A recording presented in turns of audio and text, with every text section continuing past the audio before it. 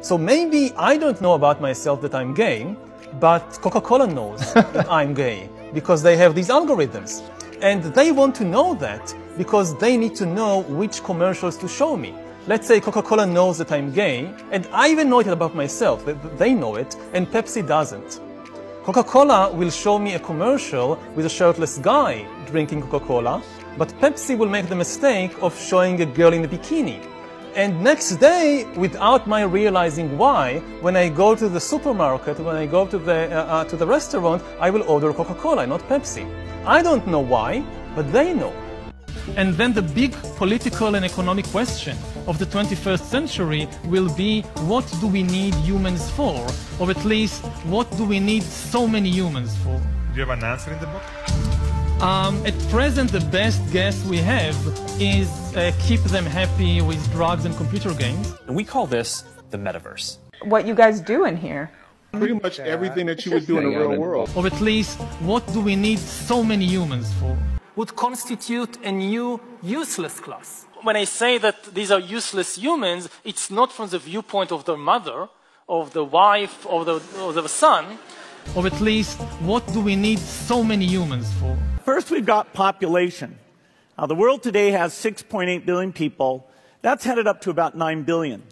Now, if we do a really great job on new vaccines, healthcare, reproductive health services, we could lower that by perhaps 10 or 15%. Or at least, what do we need so many humans for? Forget the conspiracy. Listen to our government agencies. These guys are telling the truth. You know, there's no conspiracy here, folks. Just get your damn vaccine. All right. Thank you, doctor. Usually people have two extremely different gods in mind when they say the word God. One God is the cosmic mystery.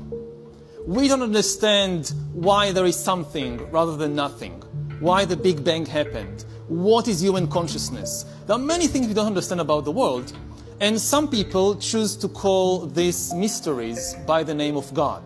God is the reason there is something rather than nothing. God is behind human consciousness.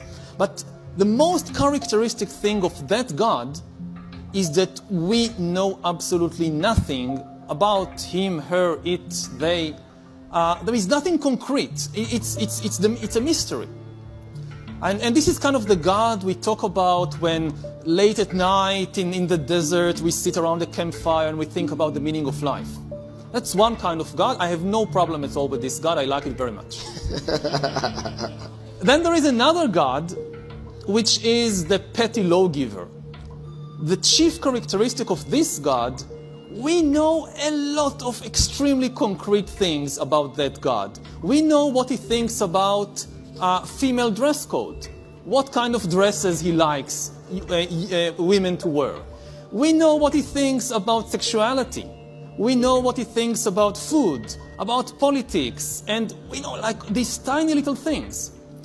And this is the God people talk about when they stand around burning a heretic.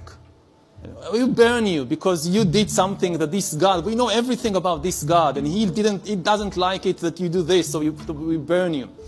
And it's like, you know, it's like a magic trick that when you come and talk about God, so how do you know that God exists and so forth, people would say, well, the Big Bang and human consciousness and science can't explain this and science can't explain that.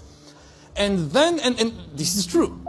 And then like a magician, swapping one card for another, they will take out the mystery God and place the petty lawgiver, and you end up with something strange like, because we don't understand the Big Bang, women must dress with long sleeves and men shouldn't have sex together. And what's the connection? I mean, how did you get from here to there?